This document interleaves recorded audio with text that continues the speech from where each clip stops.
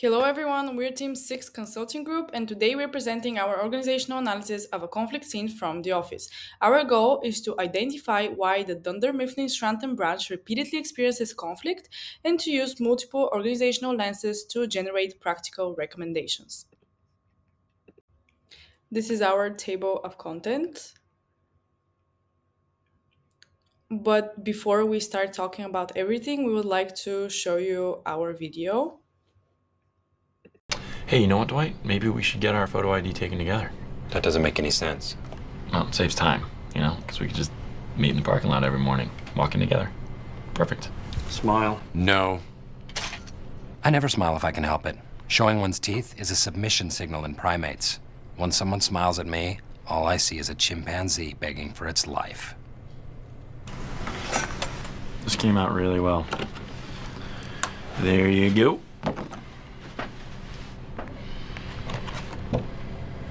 This is humongous. I am not a security threat. Oh. And my middle name is Kurt, not Fart. What did I write? I have another complaint for Jim's permanent file. Talk to Michael. I gave him the box.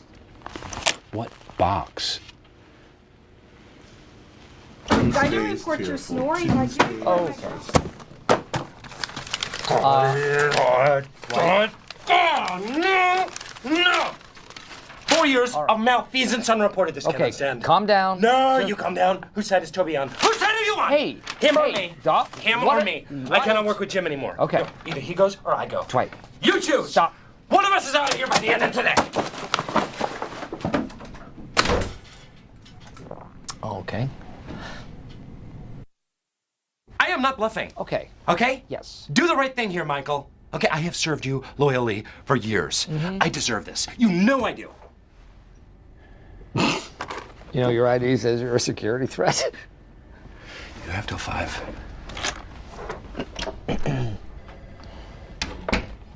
Oh, look, Jim. There's a sales manager position open in Stamford. Want me to call Jan and tell her you're interested? I could put in a good word for you, because I'll still be working here. Transfer, transfer. Everybody, transfer, transfer, transfer. Okay, you two in the conference room with me. Nobody leaves until we work this out. Cage match. Cage matches, yeah, they work. How could they not work? If they didn't work, everybody would still be in the cage. Okay, so Dwight, in your own words, someone replaced all my pens and pencils with crayons. I suspect Jim Halpert. Everyone has called me Dwayne all day. I think Jim Halpert paid them to. Yes. $5 each, and it was totally worth it. This morning, I found a bloody glove in my desk drawer, and Jim Halpert tried to convince me I committed murder. I think he may be the real murderer. Jim Halpert said there was an abandoned infant in the woman's room. When I went to save the child, I saw Meredith on the can. Yeah. This morning, I knocked myself in the head with the phone.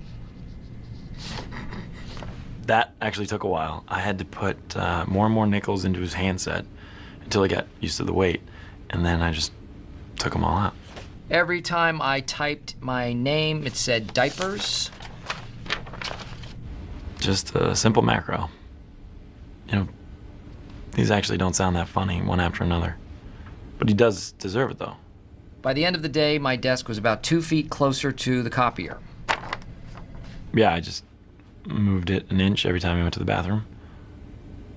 And that's how I spent my entire day that day. Okay, Ryan, you told Toby that Creed has a distinct old man smell. I know exactly what he's talking about. I sprout mung beans on a damp paper towel in my desk drawer. Very nutritious, but they smell like death. So, for those of you who still haven't watched the show, Dunder Mifflin is a mid-sized paper company with an extremely informal and chaotic workplace culture. The Scranton branch, led by Michael Scott, often shows inconsistent leadership and unprofessional behavior. So, in the clip, we analyzed Michael attempts to resolve conflict by reading employees' private complaints aloud. But instead of resolving tension, this approach embraces employees, escalates conflict, and reveals deeper dysfunction across the organization. Using the structural frame, we see that the organization lacks the system needed to manage conflict professionally. There is no formal conflict resolution process, no confidentiality, and no clarity around managerial responsibilities. With weak structure, employees rely on informal behaviors such as pranks, avoidance, or sarcasm to cope with the issue. Effective structural systems should provide consistency and direction, but a Dunder Mifflin structural failure contributes directly to ongoing conflict.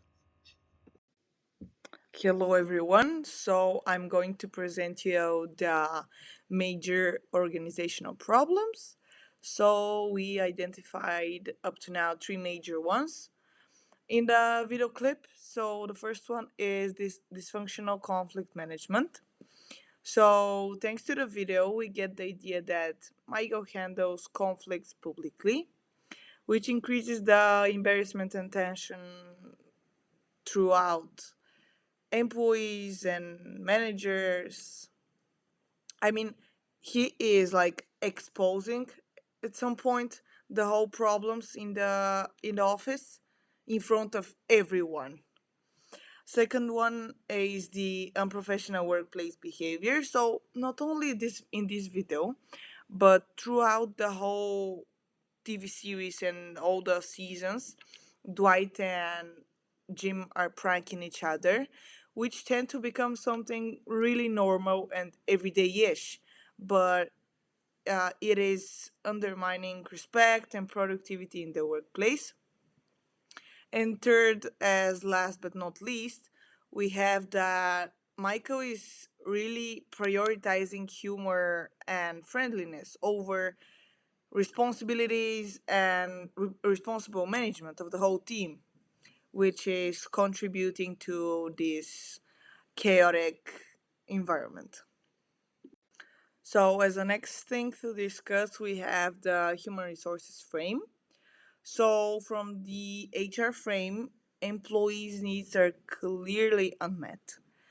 Due to that, issues are made public, as I said earlier. Employees are not treated with respect, their worries, concerns, etc., are not taken seriously, and they just don't feel safe in their jobs. So, thanks to all those factors, the it weakens the morale and the damages the relationships among them. So when workers do not feel respected or heard, disagreements get personal and the whole atmosphere at the workplace gets worse in general. All right, so now we can move on to the political frame. The political frame examines power and influence, and in this office, we can see how Jim uses pranks to gain social influence. On the other hand, Dwight uses formal authority to try to assert control. Michael, who is the manager, he undermines his managerial power by avoiding difficult conversations. And because formal authority in the office is weak, informal power battles dominate, and that can create a competitive rather than a cooperative environment. Now we can move on to the symbolic cultural frame. In the symbolic frame, we look at culture and shared meaning. Humor defines the office's identity, and we can see that pranks are like a cultural ritual, and conflict is treated purely as entertainment in the office. Publicly exposing complaints symbolizes how the office actually avoids real problem solving, and this cultural norm normalizes very unprofessional behavior, and it also allows this dysfunction that happens, it allows it to continue. For the integrated diagnosis, we combined all of the four frames and we saw a system where conflict is reinforced at multiple levels. We observed that there are four main disadvantages, the first of which are a weak structure which provides no conflict procedure. Secondly, employee needs are ignored, which reduces the trust and safety. Thirdly, power struggles replace collaborations, and last but not least, a culture of humor and chaos normalizes conflict. All of these elements reinforce one another, creating a cycle where issues escalate rather than resolve. We propose four main recommendations which are going to solve the issues which are integrated within the working environment of the firm. And the first of which is formal conflict system. We recommend implementing a confidential structured conflict resolution system which includes a private reporting procedures, a trained mediator, documented steps for resolving issues, and scheduled follow-up. All of these combined will create consistency and respect. Our second recommendation is communication and emotional intelligence training. We recommend communication and emotional intelligence training to help employees express concerns productively, listen effectively, and set boundaries. This strengthens relationships and reduces reactive behavior. Our third recommendation is leadership development, which will be extremely beneficial and essential for Michael Scott. Coaching should focus on conflict mediation, boundary setting, feedback skills, and enforcing policies consistently. Stronger leadership stabilizes the rest of the organization. Last but not least, we recommend cultural reset. And by cultural reset, we mean intentionally reshaping the office culture by replacing prank centered rituals with team building activities, reinforcing professional values, and celebrating constructive behavior. This ensures that new systems and leadership practices are supported long term. Our conclusion is that the clip reveals a deeper systematic issues across structure, people, power, and culture. Using multiple frames helps us see how these issues interact and why conflict persists. Our recommendations address each layer of the organization to build a healthier, more effective workplace. Thank you, Professor, and thank you for your patience. Hoping to see you the next semester and wishing you wonderful winter break from me and my teammates.